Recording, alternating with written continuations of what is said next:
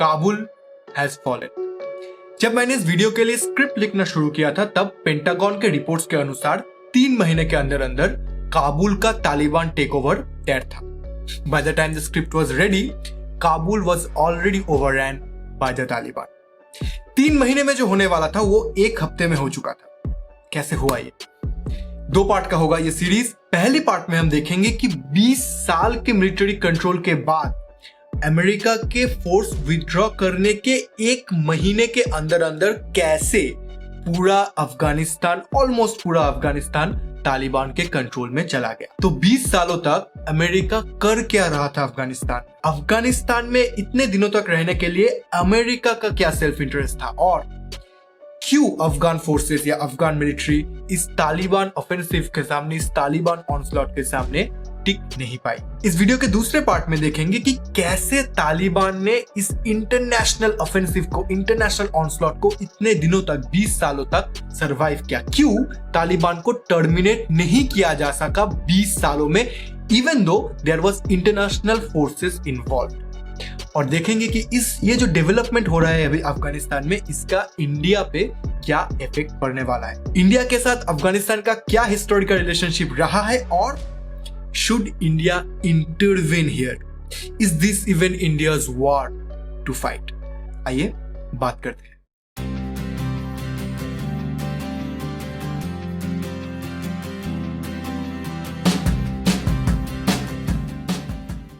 Hey guys, मेरा नाम है आकाश। I'm a final year law student in South Calcutta Law College और आज मैं आपसे अफगानिस्तान के बारे में कुछ बातें करने वाला हूं। हमारे इस वीडियो की कहानी की शुरुआत होती है 1996 से, जब एक politico religious militant organization Taliban on the basis of huge fire power takes control of Afghanistan. Late 1996 तक अफगानिस्तान का मेजॉरिटी रीजन तालिबान कंट्रोल कर रहा था। अगर मैं थोड़ा पोएटिकली कहूं तो इस दौरान अफगानिस्तान में सांस लेने के लिए भी तालिबान की परमिशन लेनी पड़ती थी। 1980s में जब अफगानिस्तान में एक कम्युनिस्ट गवर्नमेंट था तब वहां पे सोवियत यूनियन का बड़ा दबदबा था। अब उसको काउंटर एक्ट करने के लिए, क्योंकि तभी कोल्ड वॉर चल रहा था, तो किसी भी जगह जहां पे सोवियत का दबदबा है वहां पे अमेरिका अपना इन्फ्लुएंस बढ़ाना चाहता था।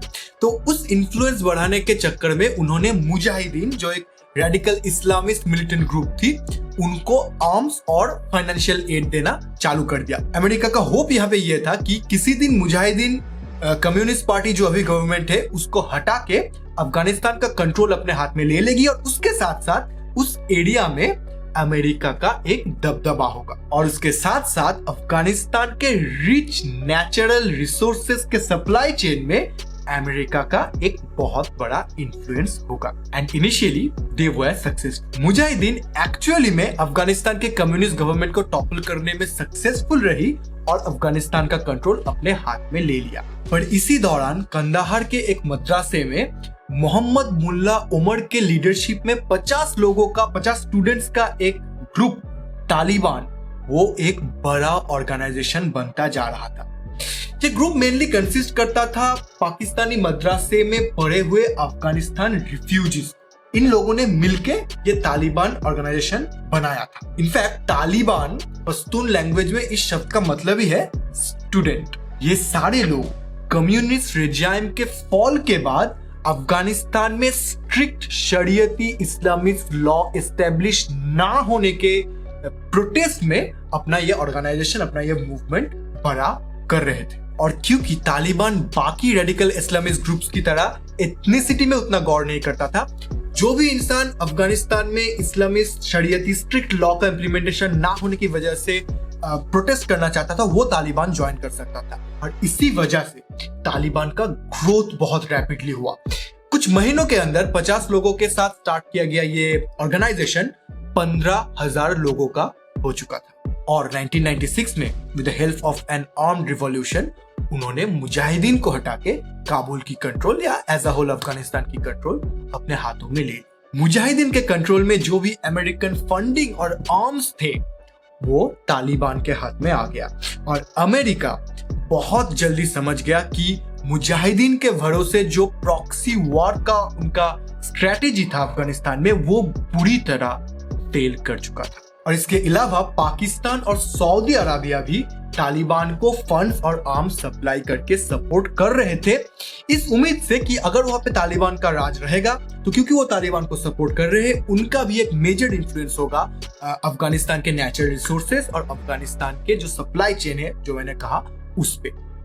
They completely disregarded the inhuman atrocities that Taliban were committing in Afghanistan. अब तालिबान को अपोज करने के लिए इस दौरान एक नॉर्दर्न अलायंस या यूनाइटेड फ्रंट बना तो था, पर इस दौरान they were more busy defending their land from the Taliban than taking back land from them. पर 2001 में यह सिचुएशन बदलने वाला था। तालिबान अफगानिस्तान में अलकायदा और उसके लीडर ओसामा बिन लादेन को शेल्टर देके रखा था। अफगानिस्तान में अलकायदा के बहुत सारे कैंप्स और ट्रेनिंग सेंटर्स थे, पर उससे भी ज्यादा इंपॉर्टेंट, अफगानिस्तान में बैठ के ओसामा बिन लादेन खुद यह ऑर्गेनाइजेशन रन कर रहा था। वहीं पे बैठ के उन्होंने सितंबर 11, 2001 के अटैक्स प्लान किए, द इनफेमस 9/11।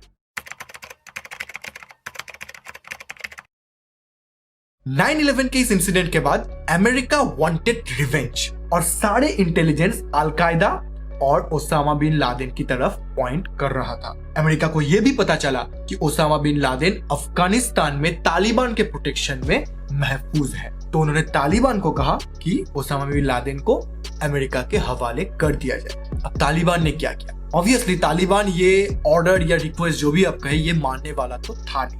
उन्होंने साफ इनकार कर दिया ओसामा बिन लादेन को हैंड ओवर करने के लिए, and hence started one of the longest ever military operations America ever got involve into, operation enduring freedom. Operation का प्राइमरी गोल था ओसामा बिन लादेन को पकड़ना या फिर मार डालना और अलकायदा टेररिस्ट ऑर्गेनाइजेशन को खत्म करना, डिसमेंटल कर देना। पर ये करने के लिए तालिबान से भी लड़ना जरूरी था, क्योंकि Osama and al Qaeda was under the protection of the Taliban.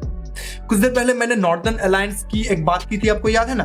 तो सितंबर 11 के जो अटैक्स हुए, उनके ठीक 2 दिन पहले नॉर्दर्न अलायंस का एक मेन लीडर, यानी 2 लोगों का वो अलायंस था, 2 मेन पार्टीज का, 2 मेन एथनिक ग्रुप्स का, उनमें से एक एथनिक ग्रुप का लीडर मसूद को बम से उड़ा के अलकायदा ने मार दिया था।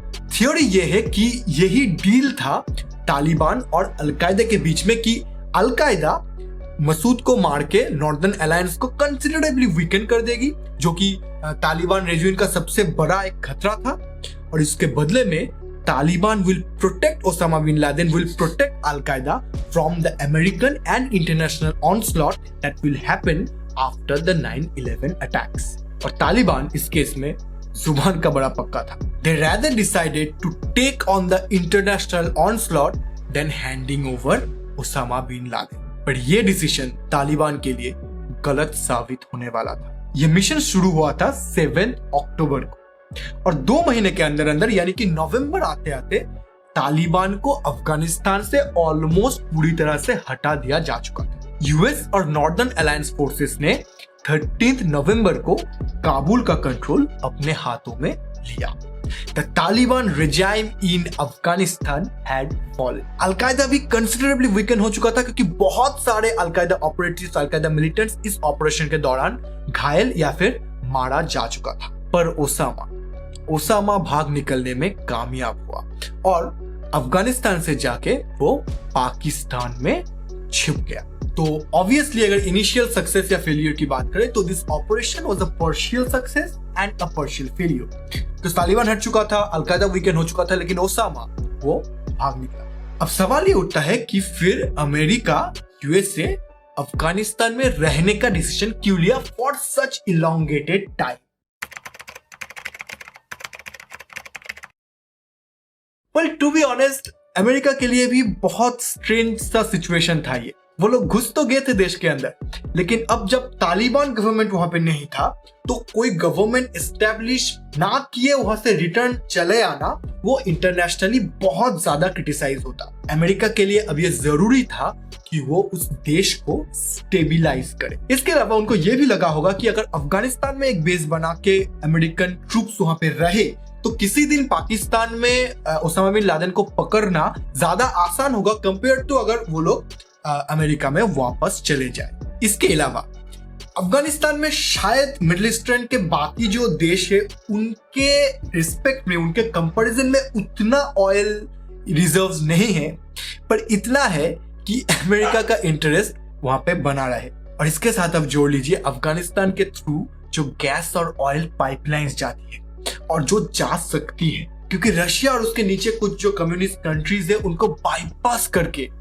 अफगानिस्तान से अगर ऑयल और गैस पाइपलाइंस लिया जा सकता है तो वो अमेरिका के लिए, यूरोप के लिए और यहाँ पे एशियन कंट्रीज के लिए भी बहुत ज्यादा फायदेमंद होता। और अगर वहां पे अमेरिका रहता अफगानिस्तान में और अपना मिलिट्री कंट्रोल से उस देश को स्टेबिलाईज करना उनको पड़ता है, तो बाय प्रॉक्सी उनको वहां के ऑयल और गैस पाइपलाइंस जो जा रहा है उसका सिक्योरिटी का रिस्पॉन्सिबिलिटी भी लेना पड़ेगा। And America will call all the shots as to who can construct the pipelines, उसके सिक्योरिटी के लिए कौन से प्राइवेट कॉन्ट्रैक्टर्स रिस्पॉन्सिबल हो गए, किनको कॉन्ट्रैक्ट्स मिल सकता है कंस्ट्रक्शन के, किस कंपनी को कॉन्ट्रैक्ट्स मिलेगा पाइपलाइंस बनाने के, ये सब शॉट्स अब अमेरिका ले सकता था by virtue of being present है। और ये ऑयल और गैस पाइपलाइंस का कंट्रोल अपने हाथ में रखना was also one big reason. आप धीरे धीरे समझ सकते हैं यहाँ पे अमेरिका का कैसे सेल्फ इंटरेस्ट इन्वॉल्व हो रहा है।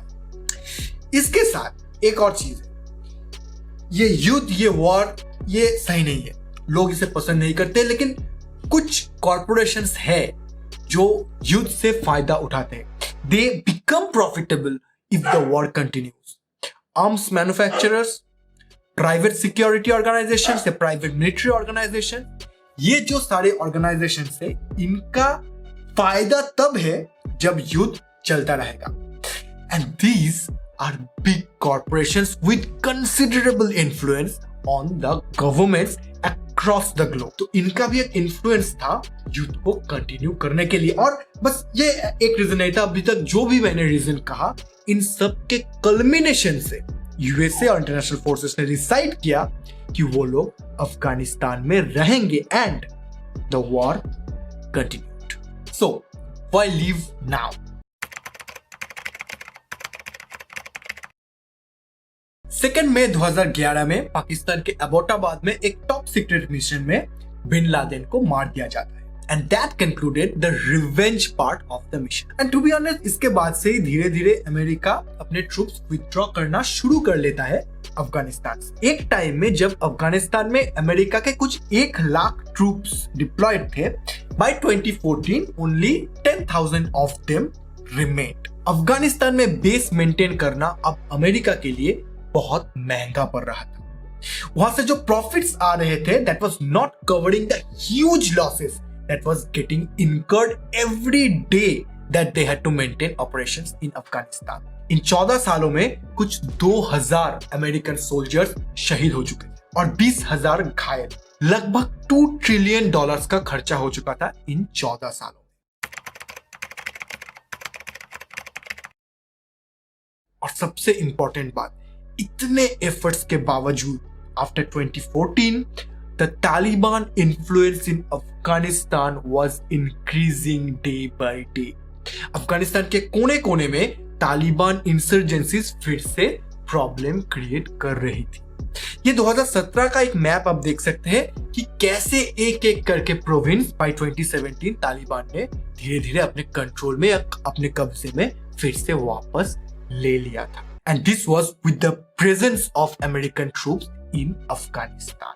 वो भी प्रोटेक्ट नहीं कर पाई इन प्रोविंसेस को। अमेरिका को शायद ये धीरे धीरे समझ में आ रहा था कि जिस अफगान ट्रूप को वो इतने सालों से ट्रेन कर रहा था, they were not actually capable of dealing with the Taliban, of fighting the Taliban.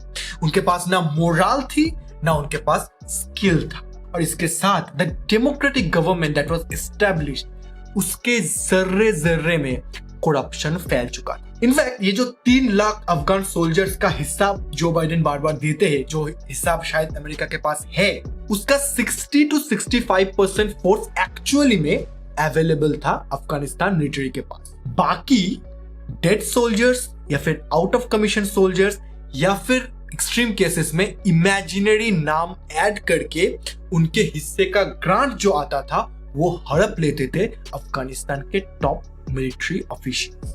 ये सब चीजें जैसे ही धीरे धीरे सामने आने लगा, America realize that they had to leave for eternity. Afghanistan में वो फंसे नहीं रह सकते। But seeing the Taliban aggression as soon as the international personnel started decreasing, ये सबको पता था, सारी पार्टीज ये जानती थी कि as soon as America withdraws its forces completely, a Taliban take over is unavoidable. आज जो अफगानिस्तान में हो रहा है, this was well predicted. USA और बाकी international parties they knew this would happen. हाँ, शायद जिस वेलोसिटी से ये हुआ, जितनी जल्दी ये हो गया, वो प्रेडिक्ट नहीं कर पाया था उन लोगों ने, लेकिन ये जो होगा ये पता था। And no US president wanted to deal with the consequences of that. No US president wanted to deal what Biden is dealing right now. International pressures, in-home pressures, media का pressure, opposition का criticism for the policy, ये सब inevitable था। इसीलिए even though Obama और Trump दोनों चाहते थे अफगानिस्तान से अपना ट्रूप विड्रॉ कर लेना, पर उन्होंने कभी उस प्रपोजल को फाइनलाइज नहीं किया, because they didn't wanted to deal with this. But Biden decided to go forward with it. अब बस एक आखिरी पॉइंट एनालाइज करके ये पहला पार्ट खत्म करते हैं, ठीक है?